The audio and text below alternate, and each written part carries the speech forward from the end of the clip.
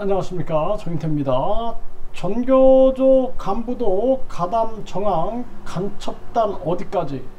네, 지금 대한민국이 지금 국정원을 비롯해 가지고 계속해서 이 간첩단에 대해서 수사하고 있는데요, 전교조 간부도 가담 정황이 드러나고 있는 그러한 상황입니다.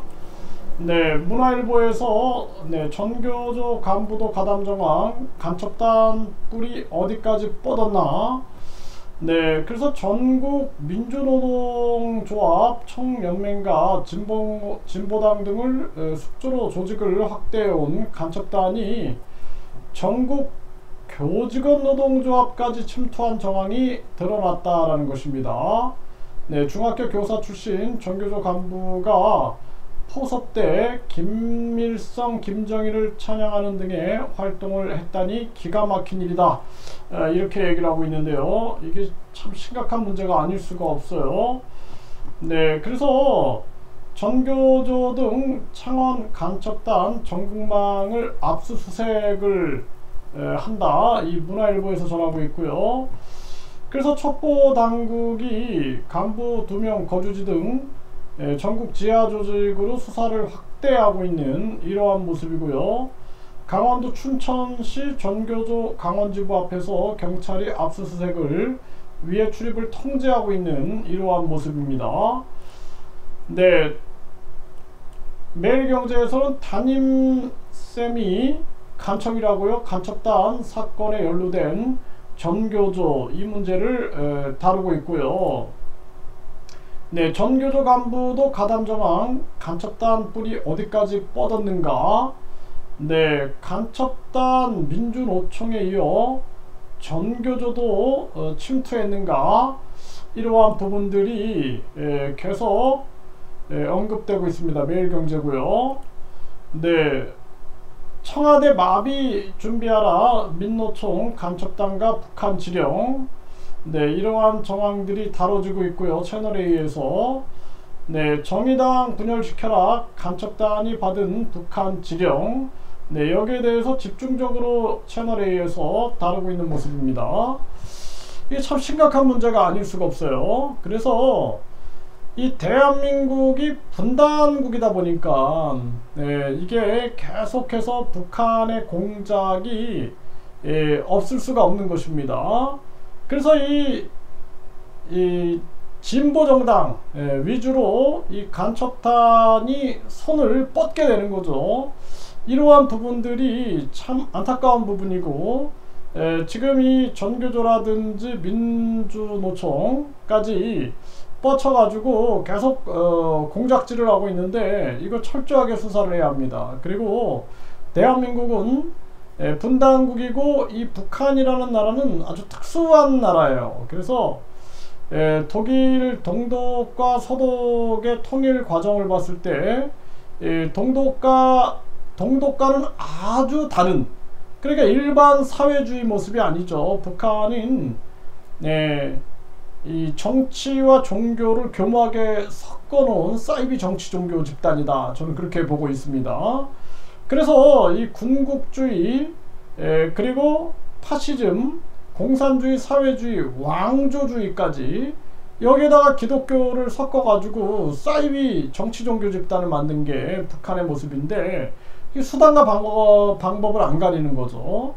그래서 이번에 이 첩보 당국이 완전히 이거 뿌리 뽑아야 된다, 저는 그렇게 생각을 합니다. 그래서 철저하게 수사해가지고 이 북한의 지령, 그리고 북한 간첩단, 이 문제를 철저하게 수사를 하고, 우리 국민들도 경각심을 가져야 된다는 거예요. 안보 불감증을 가지면 안 됩니다. 북한은 수단과 방법을 안 가리고 남한의 이 체제를 전복시키려고 하고 있는 거죠. 이러한 부분들을 계속 공작을 하고 있다는 것을 잊어서는 안 되고, 우리가 국가보안법을 철저하게 지켜나가고, 이번 상황에서 우리 전 국민이 이 안보 불감증을 걷어내고 철저하게 국가보안법과 더불어서 북한의 공작을 면밀히 알아가지고 대처하는 그러한 모습을 갖춰야 된다는 것입니다.